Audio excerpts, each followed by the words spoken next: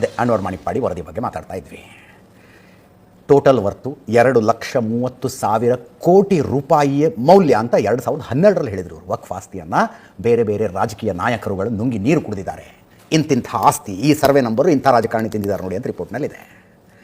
ಆ ರಿಪೋರ್ಟ್ ಹೊರಗೆ ಬರದಂತೆ ತಡೆಯುವುದಕ್ಕೆ ವಿಜಯೇಂದ್ರ ಅವರು ಅನ್ವರ್ ಮಾಣಿಪ್ಪಾಡಿ ಅವರಿಗೆ 150 ಕೋಟಿ ರೂಪಾಯಿ ಕೊಡಕ್ಕೆ ಹೋಗಿದ್ರು ಅಂತ ಪ್ರಿಯಾಂಕ ಖರ್ಗೆ ಅವರ ಆರೋಪ. ಅರವಿಂದ್ ಬೆಲ್ಲದವರು ಸೆಷನ್ನಲ್ಲಿ ಕೇಳಿದ್ರು, ಅನ್ವರ್ ಮಾಣಿಪ್ಪಾಡಿ ಅವರು 2022ರಲ್ಲಿ ಆರೋಪ ಮಾಡಿದ್ರಲ್ಲ, ಅನ್ವರ್ ಮಾಣಿಪ್ಪಾಡಿ ಅವರು ಹೇಳ್ತಾ ಇರೋದು ಸತ್ಯ ಅಂತ ನಿಮಗೆ ಅನ್ಸುತ್ತಾ? ಹೌದು ಅನ್ನೋದಾದ್ರೆ ತನಿಖೆ ಮಾಡಿಸಿ ಹೆಂಗಿದ್ರೆ. ಅವಾಗ ಪ್ರಿಯಾಂಕ ಖರ್ಗೆ ಕೇಳ್ತಾರೆ, ನೀವ್ಯಾಕೆ ತನಿಖೆ ಮಾಡಿಸ್ಲಿಲ್ಲ ಅದನ್ನು ಹೇಳಿ ಅಂತಾರೆ ಅವರು. ನೀವ್ಯಾಕೆ ತನಿಖೆ ಮಾಡಿಸ್ಲಿಲ್ಲ ಅದನ್ನು ಹೇಳಿ. ಅವರವ್ರ ಮೇಲೆ ಬಂದಿದ್ದ ಆರೋಪ ಅವರವರೇ ಹೆಂಗೆ ತನಿಖೆ ಮಾಡಿಸ್ತಾರೆ? ಪ್ರಿಯಾಂಕ ಖರ್ಗೆ ಅವರೇ, ಅವರ ಮೇಲೆ 40% ಸರ್ಕಾರ ಅನ್ನೋ ಆರೋಪ ಬಂದಿತ್ತಪ್ಪ, ಅವ್ರು ತನಿಖೆ ಮಾಡಿಸಿದ್ರ? ನೀವು ಮಾಡಿಸ್ತಾ ಇದ್ದೀರಿ.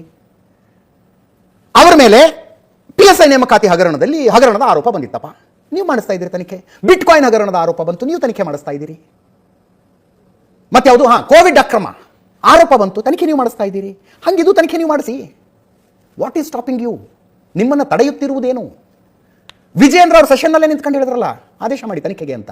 ಮಾಡಿ. ಈಗ ಅನ್ವರ್ ಮಾಣಿಪ್ಪಾಡಿ ಅವರು ಆನ್ ರೆಕಾರ್ಡ್ ಹೇಳ್ತಾ ಇದ್ದಾರೆ, ಸ್ವಾಮಿ ನಿಮ್ಮ ಕುಟುಂಬ ತಿಂದಿದೆ ಆಸ್ತಿನ ಅಂತ, ನಿಮ್ಮ ಕುಟುಂಬ ಆಸ್ತಿ ತಿಂದಿದೆ ಅಂತ. ಕಮ್ ಕ್ಲೀನ್, ಸ್ವಚ್ಛವಾಗಿ ಹೊರಗೆ ಬಂದುಬಿಡಿ.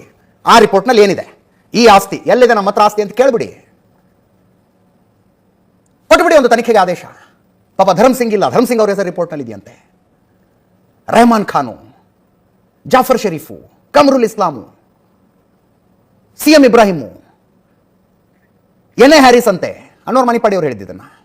ಅದು ಏನೇನಿದೆ ಹೇಳಿಬಿಡಿ, ಬಂದ್ಬಿಡ್ಲಿ. ಅನ್ವರ್ ಮಾಣಿಪ್ಪಾಡಿ ಅವರು ಗೋ ಮಧುಸೂದನ್ರನ್ನ ಜೊತೆ ಕಟ್ಕೊಂಡು ದಿಲ್ಲಿಯಲ್ಲಿ ಎಡತಾಕದ BJP ಮುಖಂಡರ ಮನೆ ಇಲ್ಲ, ಪಿಲ್ಲರ್ ಟು ಪೋಸ್ಟ್ ಓಡಾಡಿದ್ರು ಅವರು. ಹೇಳ್ರಿ ಕರ್ನಾಟಕದ ರಾಜಕೀಯ BJP ಮುಖಂಡರಿಗೆ, ಸರ್ಕಾರ ನಮ್ಮದಿದೆ, ಇದೊಂದು ರಿಪೋರ್ಟ್ನ ಅಕ್ಸೆಪ್ಟ್ ಮಾಡ್ಕೊಳಕ್ಕೆ ಹೇಳಿ ಅಂತ. ಜನ ಸುಮ್ಮನೆ ಮಾತಾಡೋದಿಲ್ಲ, ರಾಜಕಾರಣಿಗಳೆಲ್ಲ ಒಂದೇ ಅಂತ. BJP ಅವ್ರದ್ದು, ಕಾಂಗ್ರೆಸ್ನವ್ರದ್ದು ಅದು ಏನು ಜಂಗಿ ಮಿಲಾಪಿ ಕುಸ್ತಿ ಇತ್ತು ಏನೋ, ಅದು ಏನು ಮ್ಯಾಚ್ ಫಿಕ್ಸಿಂಗ್ ಇತ್ತು, ಅದರ ಮೇಲೆ ಸ್ಟ್ರಾಂಗ್ ಆದ ಒಂದು ಆ್ಯಕ್ಷನ್ ಆಗಲಿಲ್ಲ. ನಾನು ಯಾಕೆ ಎಷ್ಟು ಕಳಕಳಿಯಿಂದ ಮಾತಾಡ್ತಾ ಇದ್ದೀನಿ? ಯಾಕೆ ಅಂದರೆ ಸಂಕಟ ಆಗುತ್ತೆ. 10 ಗುಂಟೆ 15 ಗುಂಟೆ ಇದ್ದಿದ್ದು ರೈತರಿಗೆ ನೋಟಿಸ್ ಕೊಡ್ತಿರಲ್ಲ, ನಿಮ್ಮ ಆಸ್ತಿ ವಕ್ಫ್ದು ಅಂತ. ಯಾವ ರಾಜಕಾರಣಿಗೆ ನೋಟಿಸ್ ಕೊಟ್ರಿ? ಅನ್ವರ್ ಮಾಣಿಪ್ಪಾಡಿ ಅವ್ರನ್ನ ವರದಿನ ಕಣ್ಣು ಎತ್ತಿ ನೋಡಕ್ಕೆ ತಯಾರಿಲ್ಲ ನೀವು. ರಾಜಕಾರಣಿಗಳಿಗಿಲ್ಲ, ಪಿತ್ರಾರ್ಜಿತವಾಗಿ ಬಂದಂಥ 4 ಎಕರೆ 5 ಎಕರೆ ಜಮೀನು ಇಟ್ಕೊಂಡಂಥ ರೈತರಿಗೆ ಕೊಡ್ತೀರಿ. ಕಷ್ಟಪಟ್ಟು ದುಡಿದು ಬೆವರು ಹರಿಸಿ ಗಳಿಸಿದ ದುಡ್ಡಿನಲ್ಲಿ ರೈತ ಜಮೀನು ಖರೀದಿ ಮಾಡಿದ್ರೆ ಆ ಜಮೀನು ವಕ್ಫ್ದು ಅಂತೀರಿ ನೀವು. ವಕ್ಫ್ ಜಮೀನು ಯಾವುದು ಅಂತ ಹೇಳ್ತಾರೆ ಸ್ವಾಮಿ ಇವರು. ಮಾಡಿಸಿ ತನಿಖೆನ ಹೌದು ಅಲ್ವೋ ಅಂತ. ಯಾಕೆ ತನಿಖೆ ಮಾಡಕ್ಕೆ ಯಾಕೆ ಹೆದರ್ತೀರಿ?